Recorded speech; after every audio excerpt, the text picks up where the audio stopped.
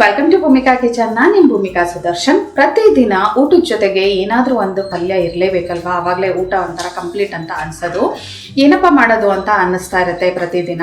ಅವಾಗ ನೋಡಿ, ಹೆಸರು ಬೇಳೆ ಜೊತೆಗೆ ಕ್ಯಾರೆಟ್ ಉಪಯೋಗಿಸ್ಕೊಂಡು ಈ ಪಲ್ಯ ಮಾಡಿ ತುಂಬಾ ರುಚಿಯಾಗಿರುತ್ತೆ.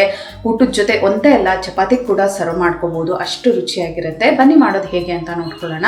ಸ್ಟವ್ ಆನ್ ಮಾಡಿಕೊಂಡು ಒಂದು ಪಾತ್ರೆ ಒಳಗಡೆ 2 ಟೇಬಲ್ ಸ್ಪೂನ್ ಎಣ್ಣೆ ಹಾಕಿದ್ದೀನಿ. ಎಣ್ಣೆ ಚೆನ್ನಾಗಿ ಬಿಸಿ ಆಗ್ತಿದೆ. ಹಾಗೆ ಸಾಸಿವೆ, ಕಡಲೆಬೇಳೆ, ಉದ್ದಿನಬೇಳೆ, ಜೀರಿಗೆ ಎಲ್ಲ ಸ್ವಲ್ಪ ಹಾಕೊಂಡು ಅದನ್ನು ಚೆನ್ನಾಗಿ ಫ್ರೈ ಮಾಡ್ಕೊಳ್ತೀನಿ. ಒಂದು 30 ಸೆಕೆಂಡ್ ಫ್ರೈ ಮಾಡ್ಕೊಂಡ್ರೆ ಸಾಕು. ನೆಕ್ಸ್ಟ್ ಇದಕ್ಕೆ ಹಸಿಮೆಣಸಿನ್ಕಾಯಿ ಹಾಕೊಳ್ತೀನಿ. 4 ಹಸಿಮೆಣಸಿನ್ಕಾಯಿ ಸಣ್ಣದಾಗಿ ಕಟ್ ಮಾಡ್ಕೊಂಡಿರೋದು. ನಿಮ್ಮ ಖಾರಕ್ಕೆ ತಕ್ಕಷ್ಟು ನೋಡ್ಕೊಂಡು ಹಾಕೊಳ್ಳಿ. 1 ದಪ್ಪ ಸೈಜ್ ಈರುಳ್ಳಿ, ಜೊತೆಯಲ್ಲೇ 1 ಗರಿ ಕರಿಬೇವಿನ ಸೊಪ್ಪು. ಈರುಳ್ಳಿ ಒಂದು ಸ್ವಲ್ಪ ಸಾಫ್ಟ್ ಆಗೋವರೆಗೂ ಫ್ರೈ ಮಾಡ್ಕೊಳ್ತೀನಿ. ಈರುಳ್ಳಿ ಚೆನ್ನಾಗಿ ಸಾಫ್ಟ್ ಆಗಿದೆ. 1/4 kg ಅಷ್ಟು ಕ್ಯಾರೆಟ್ನ ಸಿಪ್ಪೆ ಎಲ್ಲ ತೆಗೆದು ಸಣ್ಣದಾಗಿ ಕಟ್ ಮಾಡ್ಕೊಂಡಿದ್ದೀನಿ. ಕ್ಯಾರೆಟ್ ಜೊತೆನೆ ಸ್ವಲ್ಪ ಉಪ್ಪು ಕೂಡ ಹಾಕೊಳ್ತೀನಿ. ಆವಾಗ ಕ್ಯಾರೆಟ್ ಸಾಫ್ಟಾಗಿ ಚೆನ್ನಾಗಿ ಬೇಯುತ್ತೆ. ಜೊತೆ ಉಪ್ಪು ಕೂಡ ಕ್ಯಾರೆಟ್ಗೆ ಚೆನ್ನಾಗಿ ಇರ್ತಿರುತ್ತೆ. ಇದನ್ನು ಒಂದ್ಸಲ ಚೆನ್ನಾಗಿ ಮಿಕ್ಸ್ ಮಾಡ್ಕೊಳ್ಳೋಣ. ಇದು ಚೆನ್ನಾಗಿ ಬಿಸಿ ಆಗಲಿ. ಕ್ಯಾರೆಟ್ ಎಲ್ಲ ಚೆನ್ನಾಗಿ ಮಿಕ್ಸ್ ಮಾಡಿಕೊಂಡು ಅದು ಚೆನ್ನಾಗಿ ಬಿಸಿ ಆಗ್ತಿದೆ. ಹಾಗೆ ಇದಕ್ಕೆ ನೆನೆಸಿಟ್ಟಿರೋ ಅಂಥ ಹೆಸರು ಬೇಳೆ, ಒಂದು 3 ಟೇಬಲ್ ಸ್ಪೂನ್ ಅಷ್ಟು ಹೆಸರು ಬೇಳೆನ ನೀರಲ್ಲಿ ನೆನೆಸಿಟ್ಟಿದ್ದೆ. ಒಂದು ಮಿನಿಮಮ್ 2 ಅವರ್ಸು. ನೀವು ತುಂಬ ಅರ್ಜೆಂಟಲ್ಲಿ ಬೇಗ ಮಾಡ್ಕೋಬೇಕು ಅಂತ ಅಂದಾಗ ಒಂದು ಅರ್ಧ ಗಂಟೆ ಬಿಸಿನೀರಲ್ಲಿ ನೆನೆಸಿದ್ರೂ ಪರವಾಗಿಲ್ಲ.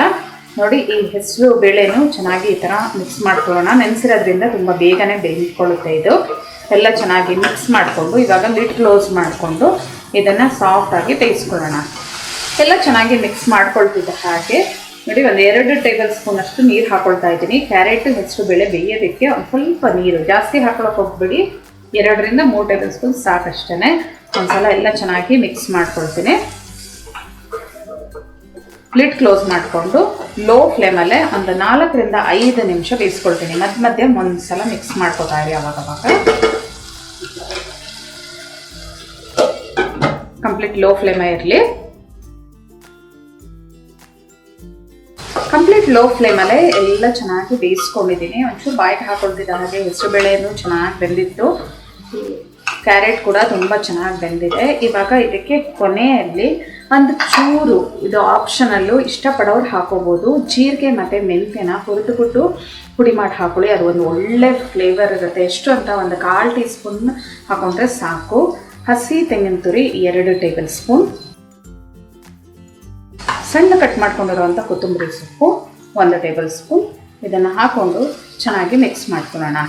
ನೋಡಿದ್ರಲ್ಲ, ನಿಮಗೆ ಒಂದು ಊಟಕ್ಕೆ ಸೈಡ್ ಡಿಶ್ ಥರನೂ ಈ ಪಲ್ಯ ರೆಡಿ ಆಗುತ್ತೆ. ಇಲ್ಲ ಅಂತ ಅಂದರೆ ಚಪಾತಿ ಜೊತೆ ಬೇಕಾದರೂ ಇದನ್ನು ಸರ್ವ್ ಮಾಡ್ಕೊಂಡ್ಬಿಡ್ಬೋದು. ಒಳ್ಳೆ ಹೆಲ್ತಿ ಫುಡ್ಡು, ವಿಟಮಿನ್ಸು ಇದೆ, ಜೊತೆಗೆ ಪ್ರೋಟೀನ್ಸು ಇದೆ.